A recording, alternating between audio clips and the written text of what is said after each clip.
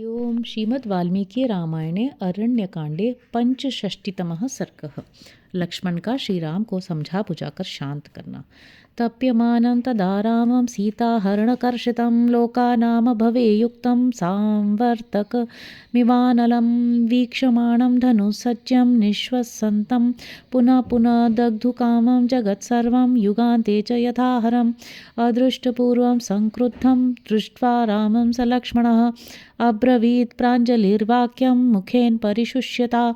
सीताहरण के शोक से पीड़ित हुए श्री राम जब उस समय संतप्त हो प्रलय कालिक अग्नि के समान समस्त लोगों का संहार करने को उद्यत हो गए और धनुष की डोरी चढ़ाकर बारंबार उसकी ओर देखने लगे तथा लंबी सांस खींचने लगे, साथ ही कल्पांत काल में रुद्रदेव की भांति समस्त संसार को दग्ध कर देने की इच्छा करने लगे, तब जिन्हें इस रूप में पहले कभी नहीं देखा गया था, उन अत्यंत कुपित हुए श्री राम की ओर देखकर लक्ष्मण हाथ जोड़ सूखे हुए मुंह से इस प्रकार बोले।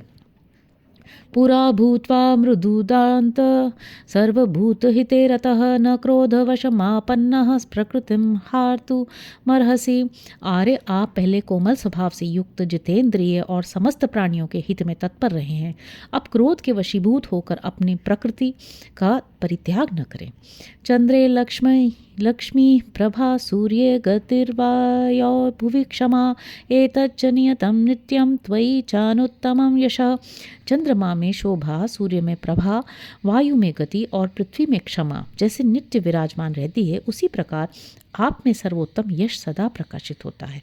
एकस्य नापराधेन लोकान् हन्तुं त्वमर्हसि ननु जानामि कस्यायं भग्न सांग्रामिको रथः। आप किसी एक के अपराध से समस्त लोगों का संहार न करें। मैं यह जानने की चेष्टा करता हूँ कि यह टूटा हुआ युद्धोपयोगी रथ किसका है।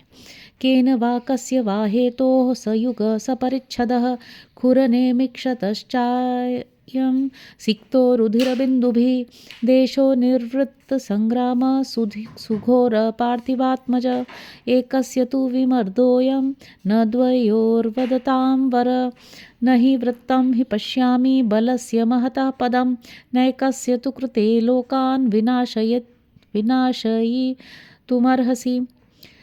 अथवा किसने किस उद्देश्य से जुएं अथवा अन्य उपकरणों सहित इस रथ को तोड़ा है, इसका भी पता लगाना है। राजकुमार, यह स्थान घोड़ों की खुरों और थके पहियों से खुदा हुआ है, साथ ही खून की बूंदों से सींच उठा है। इससे सिद्ध होता है कि यहाँ बड़ा भयंकर संग्राम हुआ था, परंतु यह संग्राम चिन्ह किसी एक ही रथी का है, दो का नहीं। वक्ताओं में श्रेष्ठ श्री राम, मैं यहाँ किसी विशाल सेना का पद चिन्ह नहीं देख रहा हूँ, अतः किसी एक ही के अपराध के कारण आपको समस्त लोगों का विनाश नहीं करना चाहिए। युक्त दंडा ही मृदवः प्रशांता वसुधाधिपाः सदा त्वं सर्वभूतानां शरण्यः परमागतिः। क्योंकि राजा लोग अपराध के अनुसार ही उचित दंड देने वाले, कोमल स्वभाव वाले और शांत होते हैं, आप तो सदा ही समस्त प्राणियों को शरण देने वाले तथा उनकी परम गति हैं।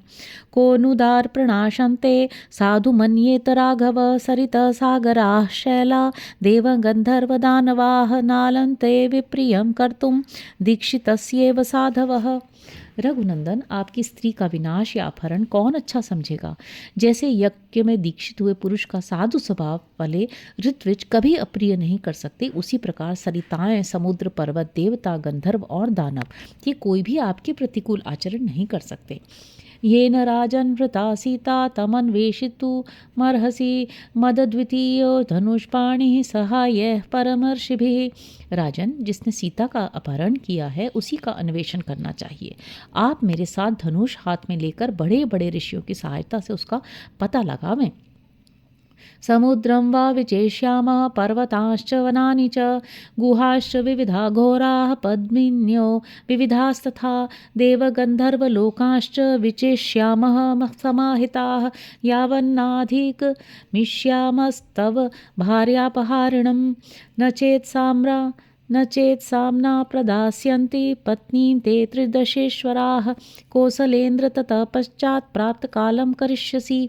हम लोग एकाग्रचित हो समुद्र में खोजेंगे, वन पर्वतों और वनों में ढूंढेंगे, नाना प्रकार की भयंकर गुफाओं और भांति भांति के सरोवरों को छान डालेंगे तथा देवताओं और गंधर्वों के लोकों में भी तलाश करेंगे। जब तक आपकी पत्नी का अपहरण करने वाले दुरात्मा का पता नहीं लगा लेंगे, तब तक हम अपना ये प्रयत्न जारी करेंगे। कौशल नरेश, यदि हमारे शांतिपूर्ण बर्ताव से देवेश्वर गण आपकी पत्नी का पता नहीं देंगे तो उस अवसर के अनुरूप कार्य आप कीजिएगा। शीलेन साम्ना विनयेन सीताम नयेन प्राप्स्यसि चंचे नरेंद्र च ततः समुत्सादय हेम पुंगैर्महेंद्र वज्र प्रतिमैश्वरौघ्यैः। नरेंद्र, यदि अच्छे शील स्वभाव, सामनीति, विनय और न्याय के अनुसार प्रयत्न करने पर भी आपको सीता का पता न चले, तब आप सुवर्णमय पंख वाले महेंद्र के वज्र तुल्य बाण समूहों से समस्त लोगों का संहार कर डालें। इत्यार्षे श्रीमद् रामायणे वाल्मीकिये आदिकाव्ये अरण्यकांडे पंचषष्टितमः सर्ग। इस प्रकार श्री वाल्मीकि निर्मित आर्ष रामायण आदि काव्य के अरण्य कांड में 65वां सर्ग पूरा हुआ। षट्षष्टितमः सर्ग। लक्ष्मण का श्री राम को समझाना। तं तथा शोक संतप्तं विलपन्त मनाथवत मोहेन महता युक्तं परिद्यूनं चेतसं तत सौमित्रिराश्वस्य मुहूर्तादिव लक्ष्मणः रामं संबोधयामास चरणौ चाभिपीडयन्। श्री रामचंद्र जी शोक से संतप्त हो अनाथ की तरह विलाप करने लगे। वे महान मोह से युक्त और अत्यंत दुर्बल हो गए। उनका चित्त स्वस्थ नहीं था। उन्हें इस अवस्था में देख सुमित्रा कुमार लक्ष्मण ने 2 घड़ी तक आश्वासन दिया। फिर वे उनका पैर दबाते हुए उन्हें समझाने लगे। महता तपसा चापि कर्मणा राज्ञा दशरथस्येनासील लब्धो मृतमिवामरेह। भैया, हमारे पिता महाराज दशरथ ने बड़ी तपस्या और महान कर्म का अनुष्ठान करके आपको पुत्र रूप में प्राप्त किया, जैसे देवताओं ने महान प्रयास से अमृत पा लिया था। तव चैव गुणैर्बद्धस्त्वद्वियोगान् महीपतिः राजा देवत्वमापन्नो भरतस्य यथाश्रुतम्। आपने भरत के मुँह से जैसा सुना था उसके अनुसार भूपाल महाराज दशरथ आपके ही गुणों से बंधे हुए थे और आपका ही वियोग होने से देवलोक को प्राप्त हुए। यदि दुःखमिदं प्राप्तं काकुत्स न सहिष्यसे प्राकृतश्चाल्प सत्वश्च इतरः क सहिष्यति। काकुत्स कुलभूषण, यदि आप अपने ऊपर आए हुए इस दुख को धैर्यपूर्वक नहीं सहेंगे तो दूसरा कौन साधारण पुरुष जिसकी शक्ति बहुत थोड़ी है सह सकेगा। आश्वसिहि नरश्रेष्ठ प्राणिन कस्य नापदः संस्पृशन्त्यग्निवद राजन् क्षणेन व्यपयान्ति च। नरश्रेष्ठ, आप धैर्य धारण करें। संसार में किस प्राणी पर आपत्तियां नहीं आती राजन। आपत्तियां अग्नि की भांति एक क्षण में स्पर्श करती हैं और दूसरे क्षण में दूर हो जाती हैं। दुःखितो हि भवान् लोकास्त तेजसा यदि धक्ष्यते आर्द्राः प्रजा नरव्याघ्र क्वनु यास्यन्ति निवृत्तिम। पुरुष सिंह, यदि आप दुखी होकर अपने तेज से समस्त लोगों को दग्ध कर डालेंगे तो पीड़ित हुई प्रजा किसकी शरण में जाकर सुख और शांति पाएगी। लोक स्वभाव एवैष ययातिर्न हुषात्मजः गत शक्रेण सालोक्य मन यस्तं समस्पृशत। यह लोक का स्वभाव ही है कि यहाँ पर सब पर दुख शोक आता जाता है। नहुष पुत्र ययाति इंद्र के समान लोक देवेंद्र पद को प्राप्त हुए थे, किंतु वहां भी अन्याय मूलक दुख उनका स्पर्श किए बिना न रहा। महर्षिर्यो वसिष्ठस्तु यह पितुर्नः पुरोहितः अह्ना पुत्र शतम जज्ञे तथैवास्य पुनर्हतम। हमारे पिता के पुरोहित जो महर्षि वशिष्ठ जी हैं, उन्हें एक ही दिन में 100 पुत्र प्राप्त हुए, फिर एक ही दिन में सब के सब विश्वामित्र के हाथ से मारे गए। याचेयं जगतो माता सर्वलोक नमस्कृता अस्याश्च चलनं भूमेर दृश्यते कौसलेश्वर।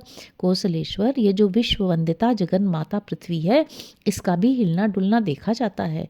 यौ धर्मौ जगतो नेत्रौ यत्र सर्वं प्रतिष्ठितम् आदित्य चंद्रो ग्रहण अभ्युत्पेतो महाबलो। जो धर्म के प्रवर्तक और संसार के नेत्र हैं, जिनके आधार पर सारा जगत टिका हुआ है, वे महाबली सूर्य और चंद्रमा भी राहु के द्वारा ग्रहण को प्राप्त होते हैं।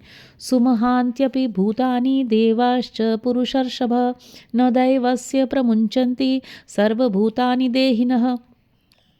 पुरुष प्रवर, बड़े बड़े भूत और देवता भी दैव प्रारब्ध कर्म की अधीनता से मुक्त नहीं हो पाते हैं। फिर समस्त देहधारी प्राणियों के लिए तो कहना ही क्या है। शक्रादिष्वपि देवेषु वर्तमानौ नया नया श्रूयेते नर शार्दूल न त्वं शोचितुमर्हसि। नरश्रेष्ठ, इंद्र आदि देवताओं को भी नीति और अनीति के कारण सुख और दुख की प्राप्ति होती सुनी जाती है, इसलिए आपको शोक नहीं करना चाहिए। मृतायामपि वैदेह्याम नष्टायामपि राघव शोचितुं नार्हसि वीर यथान्य प्राकृतस्तथा। वीर रघुनंदन, विदेह राजकुमारी सीता यदि मर जाए या नष्ट हो जाए तो भी आपको दूसरे गवार मनुष्यों की तरह शोक चिंता नहीं करनी चाहिए।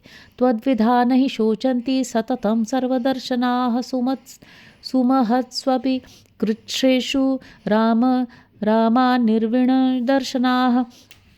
श्री राम, आप जैसे सर्वज्ञ पुरुष बड़ी से बड़ी विपत्ति आने पर भी कभी शोक नहीं करते हैं। वे निर्वेद रहित हो अपनी विचार शक्ति को नष्ट नहीं होने देते हैं।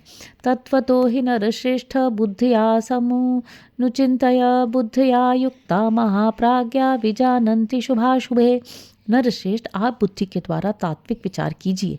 क्या करना चाहिए और क्या नहीं, क्या उचित है और क्या अनुचित, इसका निश्चय कीजिए, क्योंकि बुद्धियुक्त महाज्ञानी पुरुष ही शुभ और अशुभ, कर्तव्य अकर्तव्य, उचित अनुचित को अच्छी तरह जानते हैं। अदृष्ट गुण दोषाणाम अध्रुवाणाम तु कर्मणाम नान्तरेण क्रियाम तेषाम फलमिष्टम च वर्तते। जिनके गुण दोष देखे या जाने नहीं गए हैं तथा जो अध्रुव हैं, फल देकर नष्ट हो जाने वाले हैं, ऐसे कर्मों का शुभाशुभ फल उन्हें आचरण में लाए बिना नहीं प्राप्त होता है।